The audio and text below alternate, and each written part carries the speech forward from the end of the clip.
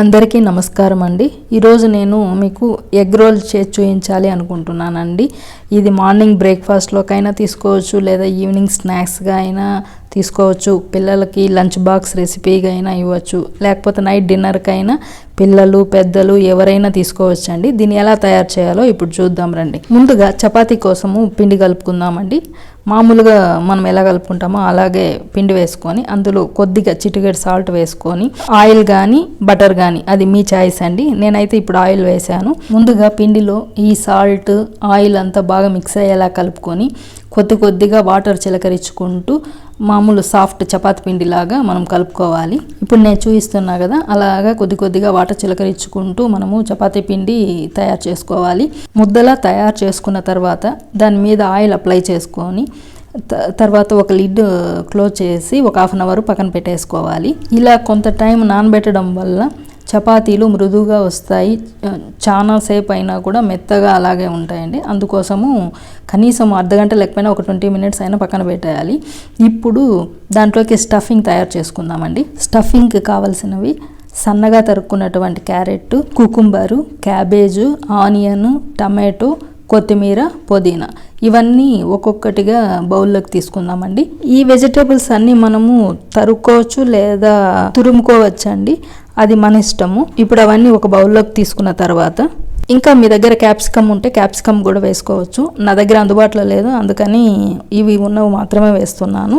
ఒక half spoon జీరా powder, ఒక 1/4 spoon black salt, ఒక హాఫ్ స్పూన్ మామూలు మనం నార్మల్గా వేసుకునే సాల్ట్, అలాగే ఒక 1/4 స్పూన్ పెప్పర్ పౌడర్, ఒక హాఫ్ స్పూన్ చాట్ మసాలా వేసుకొని అంతా బాగా మిక్స్ చేసుకోవాలి. అవన్నీ బాగా కలిసిన తర్వాత ఒక హాఫ్ లెమన్ కట్ చేసి దాని జ్యూస్ కూడా మనము అందులో పిండుకోవాలి. అది కూడా బాగా కలిసేలాగా కలుపుకోవాలి. తర్వాత 1 స్పూన్ రెడ్ చిల్లీ సాస్, అలాగే 2 స్పూన్ల టమాటో సాసు కొంచెం ఎక్కువగానే వేసుకోండి. అది ఆ ట్యాంగీనెస్ ఆ స్వీట్నెస్ బాగా ఉంటుంది. ఇప్పుడు అవన్నీ కలిసేలాగా బాగా మిక్స్ చేసుకోవాలి. ఒకసారి టేస్ట్ చూసుకోవాలండి, అన్నీ సరిపోయాయో లేదో. చూసారు కదా, అలా కలుపుకోవాలి. తర్వాత దాన్ని పక్కన పెట్టుకుందాము. తర్వాత ఒక 6 ఎగ్స్ తీసుకొని వాటిని బీట్ చేసుకొని మనము ఆమ్లెట్లు వేసుకోవడానికి సరిపడా దాన్ని రెడీ చేసుకోవాలి. నేనైతే ఒక 6 ఎగ్స్ తీసుకున్నాను.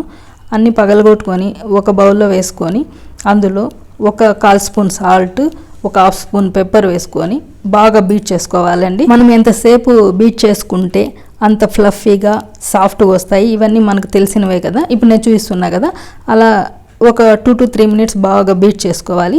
ఇప్పుడు ఇందాక మనము చపాతీ పిండి కలుపుకొని పక్కన పెట్టుకున్నాం కదా, అది తీసుకొని బాగా మర్దన చేసుకోవాలండి సాఫ్ట్గా వచ్చేదాకా.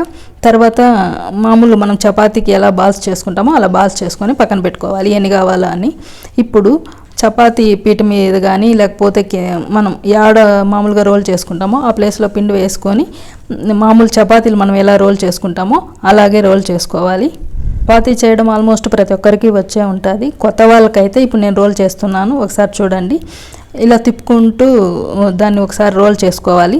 తర్వాత దాని మీద ఆయిల్ అప్లై చేసుకొని పొడిపిండి చల్లి తర్వాత దాన్ని ఫోల్డ్ చేసుకోవాలి. మనకు కావాల్సిన షేప్లో ఫోల్డ్ చేసుకోవచ్చు. ట్రయాంగిల్ షేప్ కావచ్చు లేదా స్క్వేర్ షేప్ కావచ్చు. ఇప్పుడు నేను ప్రజెంట్ ట్రయాంగిల్ షేప్లో చూపిస్తున్నాను.